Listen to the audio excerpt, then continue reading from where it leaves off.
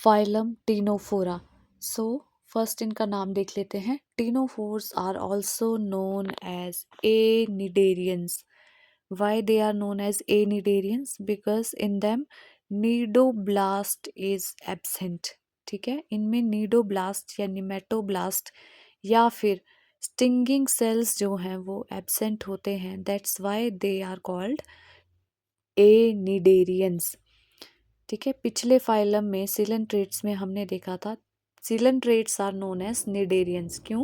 क्योंकि उनमें निडोब्लास्ट या फिर स्टिंगिंग सेल्स प्रेजेंट होते हैं, जबकि टीनोफोर्स में निडोब्लास्ट या स्टिंगिंग सेल्स एब्सेंट होते हैं। Hence they are known as acnidarians. ठीक है, ये क्लियर हो गया आपको कि क्यों इन्हें एनिडेरियंस कहा जाता है।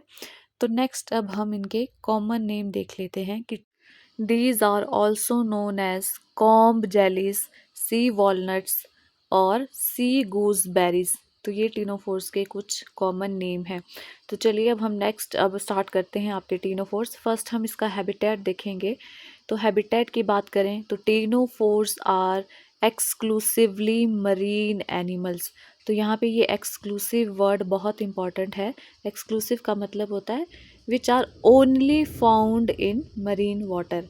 ठीक है, टीनोफोर्स आपके सिर्फ मरीन वाटर में जो हैं वो प्रेजेंट होते हैं। फ्रेश वाटर में कोई भी टीनोफोर जो है वो नहीं रहता है। तो नीट के लिए यहाँ से जो है वो स्टेटमेंट वाइज क्वेश्चन बनता है। तो यू शुड नो कि टीनोफोर्स आर एक्सक्लूसिवली मरीन और only found in marine water.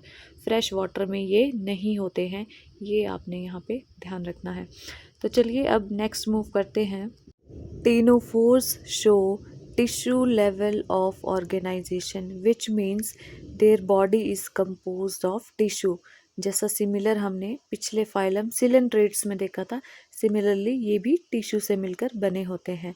Symmetry की बात करेंगे तो they also show radial symmetry like your coelenterates. Next अगर हम इनकी जर्म लेयर्स की बात करें तो they are diploblastic which means इनमें 2 जर्म लेयर्स प्रेजेंट होती हैं, एक्टोडर्म एंड एंडोडर्म। सिमिलरली जैसे आपके सिलेंट्रेट्स में प्रेजेंट थी। नेक्स्ट डाइजेशन की बात हम करें टीनोफोर्स में तो they show both intracellular and intercellular और extra cellular digestion, same coelenterates की तरह ही। तो देखिए, इंट्रासेलुलर मतलब विद इन द सेल और इंटरसेलुलर या एक्स्ट्रा सेलुलर मतलब बिटवीन 2 सेल्स। तो ये दोनों तरह की डाइजेशन जो है हमें टीनोफोर्स में देखने को आपकी मिलती है। एक्स्ट्रा सेलुलर इंटरसेलुलर सेम ही चीज़ होती है और दूसरी है intracellular. Now we will study unique features of ctenophores. तो पहले देखिए, टीनोफोर्स का बॉडी सॉफ्ट, ट्रांसपेरेंट और जेली लाइक होता है। ठीक है, soft, transparent and jelly like इनका बॉडी रहता है। Next they show an important phenomena which is called bioluminescence. Bioluminescence का मतलब होता है दीज एनिमल्स एमिट लाइट। ठीक है, जैसे कि आपने जनरली मूवीज़ में भी देखा होगा, सी में या ओशन में जो है लाइट एमिट करने वाले जो एनिमल्स आपके होते हैं दे आर टीनोफोर्स। तो this is very important point from NEET point of view. Ctenophores show bioluminescence. Next देखते हैं।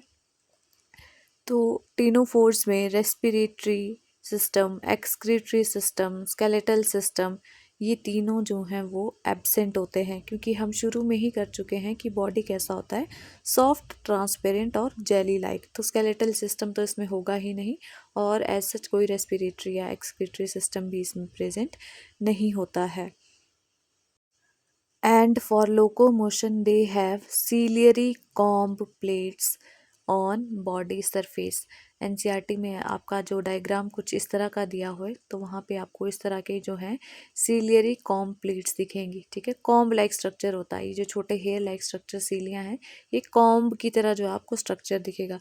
तो this is very important point कि लोकोमोशन जो है वो सीलियरी कॉम्ब प्लेट्स की हेल्प से टीनोफोर्स में होता है। नेक्स्ट पॉइंट देखिए, They have special cells called lasso cells और कोलोब्लास्ट cells। तो ये सेल्स जो हैं वो प्रे को कैप्चर करने में हेल्प करते हैं। जैसा कि हमने शुरू में पढ़ा था कि इनके पास निडोब्लास्ट या स्टिंगिंग सेल्स एब्सेंट होते हैं, तो कुछ तो चाहिए इन्हें जिसे ये प्रे को किल कर सकते हैं। तो निडोब्लास्ट के प्लेस पे दे हैव लेसो सेल्स और colloblast cells for capturing prey. Correct. Next point, ctenophores are bisexual animals, which means a single individual have both male and female reproductive system, or we can say sexes are not separate, क्योंकि एक ही individual में present है तो इसे हम कहते हैं bisexual, ये आपके होते हैं। नेक्स्ट रिप्रोडक्शन की बात करें तो ये ओनली सेक्सुअल रिप्रोडक्शन शो करते हैं, इनमें ए सेक्सुअल रिप्रोडक्शन नहीं होती है।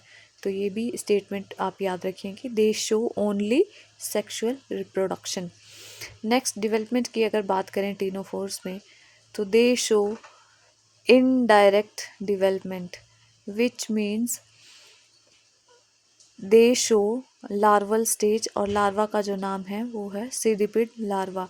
तो यहाँ पे जो इनडायरेक्ट टर्म है इससे हम क्या समझते हैं, इनडायरेक्ट डेवलपमेंट वो डेवलपमेंट होती है जहाँ हमें लार्वल स्टेज देखने को मिलती है। जाइगोट से क्या बनेगा, एम्ब्रियो बनेगा, और एम्ब्रियो से फिर क्या बनेगा हमारे पास, जनरली एडल्ट बनता है। ठीक है, बट ऐसे एनिमल्स जिनमें एम्ब्रियो से डायरेक्टली एडल्ट ना बनकर पहले लार्वा फॉर्म होता है, तब हम उस डेवलपमेंट को कहते हैं इनडायरेक्ट डेवलपमेंट। तो लार्वा, जैसे ही आप इनडायरेक्ट डेवलपमेंट टर्म सुने तो आपके माइंड में आ जाना चाहिए कि वहाँ पे जो है लार्वल स्टेजेस प्रेजेंट रहेंगी। तो लार्वा टर्म इनडायरेक्ट डेवलपमेंट से हमें याद रखना है। Larval stages are present in indirect development, और लोअर एनिमल्स आपके मैक्सिमम शो करते हैं इनडायरेक्ट डेवलपमेंट, मतलब वहाँ पे लार्वा बनता ही है। लास्ट अगर हम बात करें एग्जाम्पल की तो हमें दो ही एग्जाम्पल इसमें पढ़ने हैं। First is Pleurobrachia and second is Ctenoplana. तो ये था आपका फाइलम टीनोफोरा। अब जल्दी से एक बार हम एनसीईआरटी में भी यहाँ पे एक बार देख लेते हैं टीनोफोर्स को। Common name is C walnut, com जेलिस, exclusively marine होते हैं, रेडियल सिमेट्री होती है, डिप्लोब्लास्टिक होते हैं, टिश्यू से बॉडी बना होता है इनका, लोकोमोशन के लिए 8 कॉम्प्लीट्स प्रेजेंट होती हैं, digestion is both extracellular and intracellular, bioluminescence is well marked, sexes are not separate, only sexual reproduction with indirect development, and last में pleurobrachia and ctenoplana are examples.